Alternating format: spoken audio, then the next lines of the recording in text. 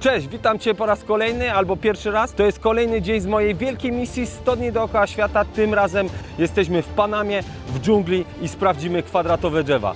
No to co? Kręcimy jakąś przygodę.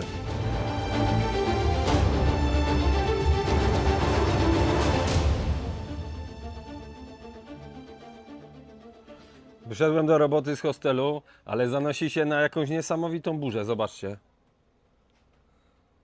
Nie wiem, ile to potrwa, ale co chciałem Wam powiedzieć.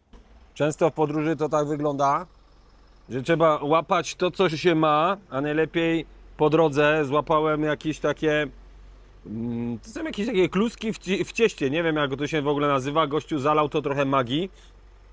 Wydaje mi się, że to jest ciasto z jakimś mielonym mięsem. Dość dobre, miał to przy kasie, tu jest taki sklep wielobranżowy, a przy kasie trzymał w takim parowniku, więc lokalsi to łykają. No to jak zobaczyłem, że lokalsi to łykają, no to skubnę takie dwa, żeby mnie, aż mi ślina leci, już bym zjadł, ale nie będę z pełną buzią mówił. Łyknę i lecimy do dżungli, bo mamy około 2,5 km, żeby dojść do tych kwadratowych drzew, co dzisiejszym tematem tego odcinka są. Ale żebym poskładał po polskiemu, nie? Ale będzie prawo. Ja to mam zawsze jakiś towarzyszy podróży. Tutaj się przypelętał taki oto burek do mnie i ciśnie ostro. Nic mu nie przeszkadza. Nie mam nic wprawdzie do jedzenia, więc nie wiem, czemu idzie. Chyba tylko tak dla towarzystwa. Pilnuje mnie tu. Także jestem bezpieczny. Chodź, burek, chodź. Chodź, może tam na miejscu coś zjemy. Mamy pół godziny. Co to za opieprzanie się? Chodź. Chodź, chodź. Nie świruj, chodź. Tu? Ale chyba burza będzie. Ale nie mogę się nadziwić, jakie tu są kolory tych różnych kwiatów. I nie jest to nic sztucznego. Wow.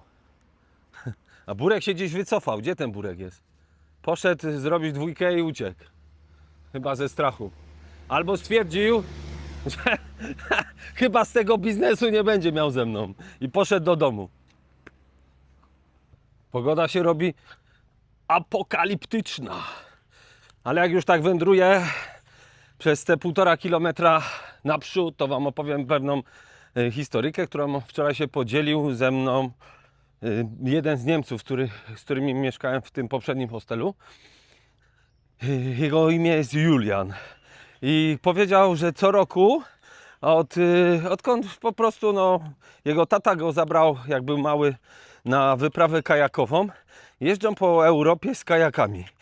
Najczęściej to jest tata, Julian i jego brat. Ostatnio upodobali sobie bardzo Szwecję. Powiedział, że jest po prostu tak nieodkryta i niesamowita. Zresztą jakby troszeczkę się zapuścić gdzieś w tereny, gdzie ludzie nie mieszkają. Kurde, chyba kropi. Przecież jak to walnie, ale tam czarno jest.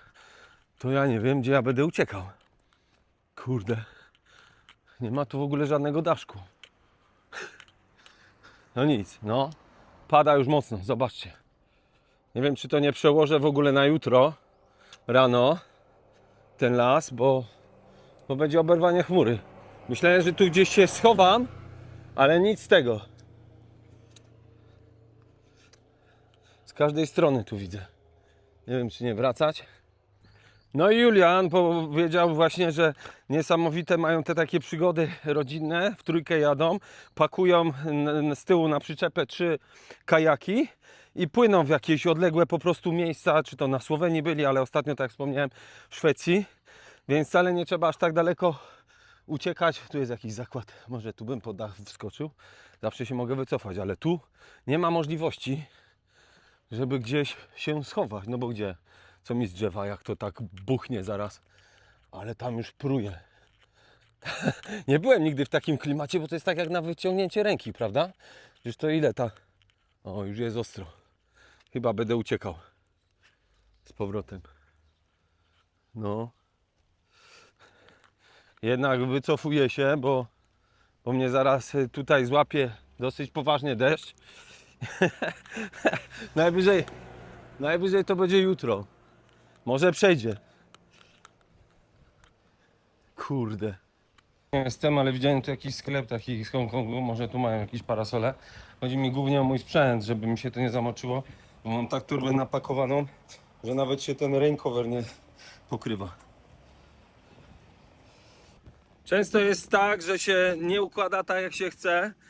Tak jak wspomniałem, chodzi mi o mój sprzęt, żeby mi nie zalało, bo z tych chmur to jak walnie, to suchej nitki na mnie nie pozostawi. Wracam szybko w okolice hostelu, bo tam widziałem, że parasol mogę kupić, nie poddam się. A jak nie, to wrócę jutro rano. Kolejna przygoda, kolejny challenge, kolejne wyzwanie. Ale możecie zobaczyć tam po tych chmurach, że to jest po prostu oberwanie tam ostre. I za chwilę to tu wszystko przejdzie, bo już dosyć mocno pada. Kupię ten parasol. Pierwszy raz jakiś deszcz mnie złapał, chociaż pana mnie też padało, bo tylko jak siedziałem w hostelu i jak siedziałem w basenie. Teraz tutaj jest podobno taka pora deszczowa, ale nie wali piorunami tak jak w innych częściach chociażby globu, tak jak nie wiem, w Indonezji czy w Tajlandii, że wali cały dzień od rana do wieczora miesiącami. Jest i parasol, ale kurczę, coś muszę przetrzeć cały czas. Jest ciężko tu z obiektywami, słuchajcie, bo tak paruje w tej dżungli i w ogóle w tej całej Panamie, że jak przecieram, to nawet nie mam suchego miejsca na ubraniu, żeby to dobrze przetrzeć. No, jest parasol, nie szukać problemu, tylko szukać rozwiązań. Czas się trochę skrócił operacyjny, bo jest 14:20, a zamykają ten las o 16:00. No jest to jakiegoś rodzaju atrakcja, więc przyciąga ludzi, więc coś tam parę dolarów pewnie za wejście chce skasować. Normalna sprawa, ale drzewa są moim zdaniem unikatowe i znajdziemy je. No i za chwilę się o tym przekonamy. A parasol w sklepie, poszedłem do Chińczyka, $5, ale w sklepie z narzędziami obok $4 ten sam parasol. Tylko kwestia minuty, żeby obczaić ceny i dolar w kieszeni. No i co? I ciśniemy, bo mam 1,5 godziny, dojście około pół godziny. Może szybszym krokiem będzie skrócony ten czas. No i pogoda nam nie straszna, a parasol pewnie mi się nieraz jeszcze przyda, bo w Kostaryce też możliwe, że będę właśnie w takich odludnych miejscach i nigdy nie wiadomo, kiedy pompa po prostu z nieba poleci. A tu jest Hongkong. No niezły Hongkong. No byłem. Trochę niepodobny, ale na Hongkong to Hongkong. Wracamy stąd, skąd uciekłem. Przed deszczem. Każdy dom w różnym kolorze. Tam widziałem różowy, niebieski, ten zielony. I fajne to wrażenie robi jakby na kanwie tej dżungli. Ja tu trochę jak w jakimś ogrodzie botanicznym. Nie może mi się głowa przestać kręcić. O, pan se tu śmiga na rowerku. Od tych kolorowych kwiatów. Tu są bananowce na pewno, to poznaję.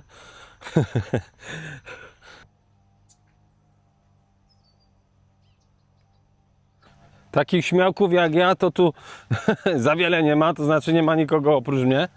Co parę minut przejeżdża jakieś auto sporadycznie, ale to wszystko. Raczej tu chyba jest poza sezonem. Ludzie sobie po prostu żyją. Dobra, sprawdzić na mapie, w którą stronę to jest. Ale czuję, że jesteśmy blisko. To chyba tu. W ogóle nikogo tu nie ma. Przyszedłem z tamtej strony. Tu pokazuje, że są jakieś żaby, ale nie przyszedłem i hotel. Nie przyszedłem żab oglądać, tylko kwadratowe drzewa. Ale klimat. Tak, to zielone to jest takie zielone, nic nie podkręcam. Ktoś tu miał w ogóle pomysł na zbudowanie jakiegoś takiego bunkra, ale wydaje mi się, że to chyba może zimniej w takim pokoju. Nie wiem, co za tym stało, ale hacienda jest fajna. Zaraz się zapytamy, bo coś mi się wydaje, że to jest tam, ale też może być dookoła, tamtędy. Dobra, kolejny challenge. Nikt tu z buta nie chodzi, widzę. Tylko ja. Taki hotel, ale w każdym klimat, chociaż po hotel prawie jak się rozsypuje. Zapytałem się pani tu, która zaparkowała samochód, czy tutaj wie, gdzie są te drzewa kwadratowe, ale mówi, idą tylko na hike. Chyba tu. Żaby, no cóż, atrakcje turystyczne. Tam, gdzie pełno turystów, to każdy coś wymyśla. O, tu można zobaczyć kolorowe żaby. Ale nie po to tu przyszliśmy. Gdzie są te drzewa? Tak, trafiliśmy, to jest to miejsce. Pani mnie tu zaraz skasowała. This way? Oh, this is the footpath, yeah? All the way. Lovely, thank you. Dobra, no to wbijamy tutaj. $4 kosztowała ta przyjemność. Idziemy po jakichś kamieniach, bo... Ale chyba tu jest błoto, ale dobrze, mam buty trekkingowe. Już wam pokazuję, o co chodzi. Otwarte, zamknięte.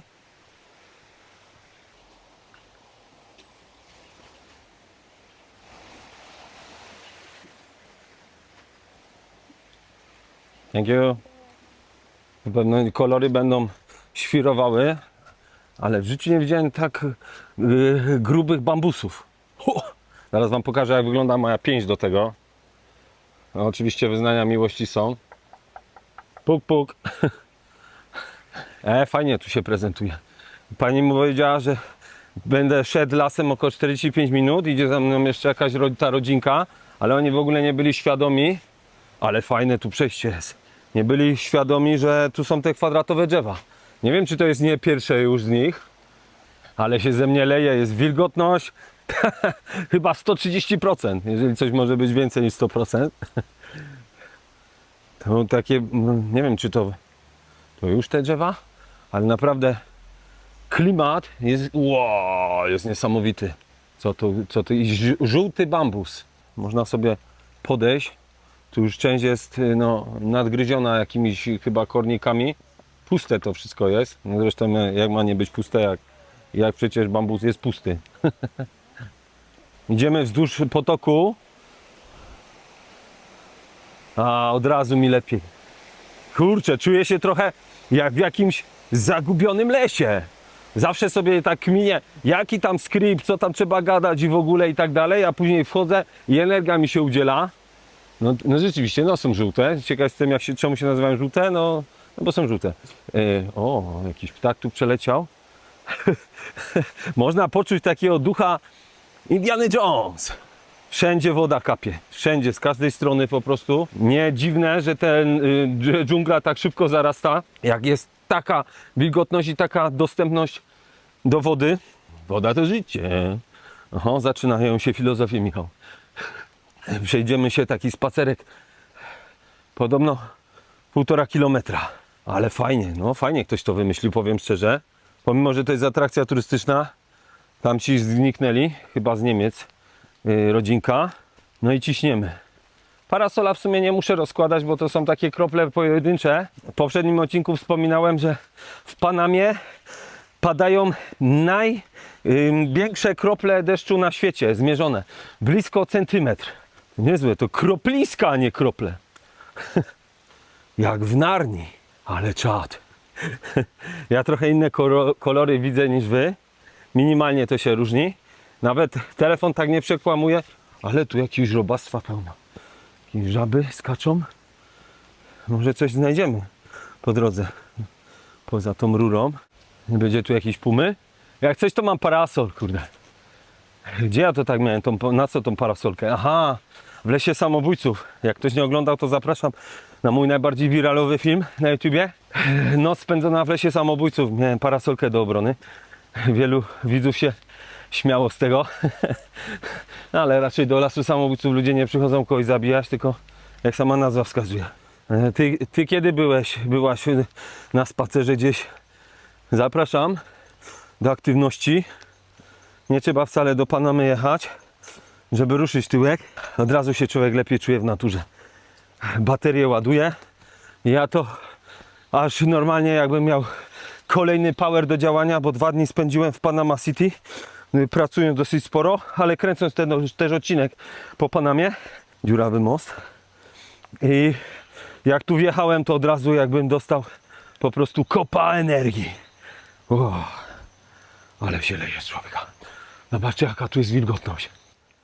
Przez chwilę nic nie będę gadał, tylko posłuchajcie tych odgłosów.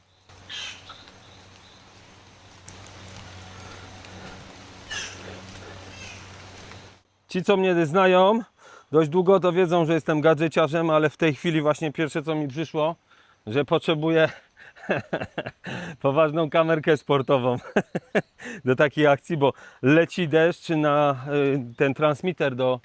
Ja dobrze idę? Chyba nie. Na transmitter. Ale odgłosy. Coś pięknego. Na transmitter od mikrofonu i tam są otwarte po prostu wejścia. No i może się zalać i zepsuć, więc tak. Kamerka sportowa koniecznie wkrótce do zakupu. Którędy mam to przejść? A tędy. Tak? No to my na cwaniaczka, ale jak my to przejdziemy? Ło! No i parasolkę zgubiłbym. Byłoby po parasolce. O, idę sobie elegancko.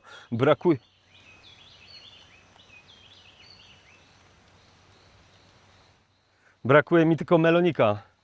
Melonik i parasolka. I cup of tea z mleczkiem. Jest dobrze, jest dobrze. O to chodziło. O, ale tu już wam pokazuję. Nie w wielu miejscach jest dziura, że można zobaczyć po prostu pośród tych drzew, tej gęstwiny, kawałek nieba, ale tu się da. No powiem wam, że się nie spodziewałem, że taki fajny las przez dżunglę, może nawet tak zatytułuję ten odcinek, że kwadratowe drzewa, tylko gdzie są te kwadratowe drzewa? Mam nadzieję, że to nie były tamte na początku, tylko tamte. Tutaj są jakieś, już, zaraz, jest most jakiś czerwony. No okej, wyjście, ale nie interesują drzewa. Please don't jump on the bridge, okej. O kurde. Rzeka rwąca, ale nie jakiś tak, żeby porwało. Ale dziury są konkretne. I to się jeszcze tak buja. Napisane, żeby nie skakać, no nie? Ale nie jest napisane, żeby się nie bujać. Dobra, Michał, nie świruj, bo będzie jak na jednym z tych filmów z Indiana Jonesa, że zawsze taki most to się zawala.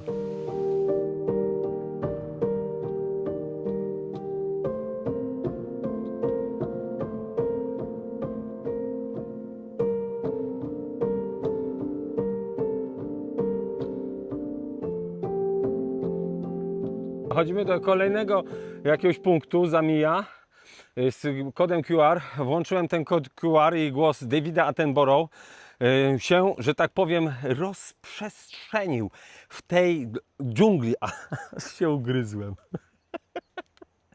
Chodzi o tą roślinę. To jest jakaś zamija. No fajnie to wygląda, fajnie. Ale nic więcej David Attenborough o tym nie mówił. Brakuje mi tu jeszcze takiej pochodni. Chociaż jasne. Kolejny przystanek. Widzę na celowniku jakiś domek na drzewie albo coś w tym stylu.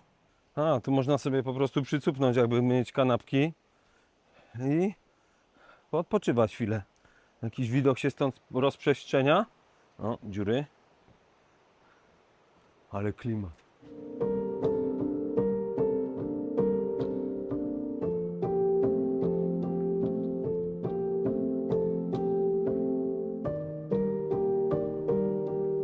Słuchajcie, koniec z timelapsem, bo tu jakiś ptak przyleciał.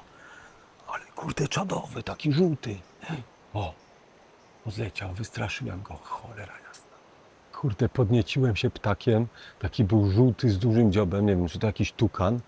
I kurde, go wystraszyłem. Nauczka, lekcja do robienia, żeby się zamknąć. Cały czas mam takie wrażenie, jakby po prostu lał deszcz. A to nie tylko ten strumyk obok, którego dźwięki można słyszeć, ale po prostu tak tutaj dużo tej wody się skrapla i kapie, że się wydaje, że po prostu deszcz się obija o liście, a to jest nic innego jak po prostu tu krążąca woda po prostu w tym ekosystemie. Tak jak tutaj te góry. Co to? Jaki motyl? Ale odleciał. Kurczę, brakuje mi tylko siatki na motyle. Gdzie te kwadratowe drzewa? Ale piękne kwiaty. Idę sobie tak przez ten las tu. Niby atrakcja turystyczna, no ale to jest dżungla. I przypomniało mi się, Jak w Ekwadorze pani opowiadała o Amazonce, tam na równiku było takie po prostu muzeum. Kto nie oglądał, to bardzo proszę nadrobić zaległości. I wspominała właśnie o zwierzętach, które żyją w Amazonii i między innymi anakonda, która może mieć nawet chyba długość 8 metrów. Co chwilę mi się wydaje, że coś tu się rusza, to po prostu ta woda kapie i porusza tymi wszystkimi liśćmi dookoła, tymi paprociami. Ale jest klimat, ale jest przyjemnie. Nie ma takiej parówy, jak po prostu gdzieś tam w zabetonowanym środowisku. No i ta anakonda może zezryć człowieka. Myślałem, że coś tam siedzi, człowiek tak produkuje. Tu też jest wyrwa. Jak to fajnie wygląda. Pięknie. Ciemno. Kici, kici. Ja tu chodzę, krzyczę, głoszę i zakłócam ich po prostu, ich ekosystem. Przecież tu jest czyjś dom. Nie wskoczył Michał i myśli, że co? Będzie się wydzierał. Co chwilę odgłosy tych ptaków. No pięknie jest. Pięknie. Cała czapka aż mokra. Ale najlepsze jest to, że nie pada, tylko kapie z tych drzew. Coś tu bardzo szumi. Myślałem, że to odgłosy samochodów, a to chyba ten potok, tak. Idziemy teraz wzdłuż niego. O, ja czuję, że wrócę do jakiejś takiej dżungli na 100%. Tylko nie tak jak teraz, że jak turysta, no bo taka jest prawda. No ale misja ta ma inny charakter. Tylko wrócę do Amazonii tak na poważnie. No piękne. Jakie to różowe. Tak, musi od razu dotknąć. Od razu musi dotknąć. Uważaj tu lepiej, żebyś czopki nie stracił.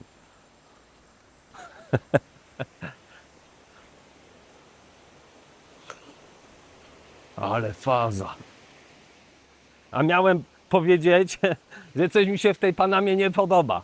No, to nie jest kwestia, że jakiś kraj jest słaby, że tak powiem, w atrakcje, tylko to jest kwestia, przynajmniej z mojego punktu widzenia, żeby znaleźć odpowiednie miejsce, które no, jakoś mnie interesuje, mi pasuje, rezonuje ze mną i do tego jeszcze uważam, że skoro jestem powieściopisarzem, inaczej, skoro jestem powieściopisarzem, czyli opowiadaczem historii poprzez medium wideo, tak, czyli no filmowca to jeszcze bym się nie zakwalifikował, bo to jeszcze dalsza droga, ale spokojnie, gdzieś za 5 lat. No to uważam, że w każdym miejscu na ziemi można zawsze coś znaleźć ciekawego, nawet przewracając kamień z lewej do prawej. Nie? Tak mi się wydaje. Ja się pytam, gdzie są te drzewa kwadratowe. Tu jest mostek kolejny, ale ten już wygląda dużo bardziej stabilnie. Parasolki nie stracił, ale klimat. Zrobimy zdjęcie. I też trzeba uważać, bo są jakieś wyrwy. Kwiatki lecą. O, jest koliber. Ale piękne. O, jest. Widzicie? Jak lata? Zaraz go uchwycę. No dobra, ale gdzie są te kwadratowe drzewa? Chyba były tam na początku. Ale jeżeli to jest koniec lasu, to powiem Wam tak. Przepraszam, że się nie zatrzymałem dłużej przy tych kwadratowych drzewach. Jeżeli coś, to sobie przewiń po prostu do początku. Jest tam, one są. Ja załączę za chwilę jakieś zdjęcia. No bo z każdej sytuacji to jest wszystko na spontanie, prawda? Nie jestem w stanie teraz jakby w inny sposób tutaj Wam wynagrodzić tego. Może to o to tu chodzi. Że to jest tak że one są po prostu tak jakby taka ściana. No i wracając, no cóż, nic nie poradzę, ale wydaje mi się, że spacer w tej dżungli był wystarczająco interesujący. Jeżeli Cię zaciekawiło, to zostaw proszę komentarz, lajka. Jakby tak każdy zrobił, to chyba bym wyszczelił w kosmos tak z kanałem, że nie wiem, czy by polski internet w ogóle to ogarnął. Także bardzo proszę, weź tam, napisz coś, no, dzięki. May the forest be with you. Dobre. No to żegnamy się z tym lasem kwadratowym. To akurat były bambusy. I tu już jest wyjście. Do widzenia, do zobaczenia w kolejnym odcinku i proszę nadrobić zaległości, bo jak nie to parasolem. Gdzie tu się wychodzi? Aha. Dobra, tu jest otwarte, ok. I koniec.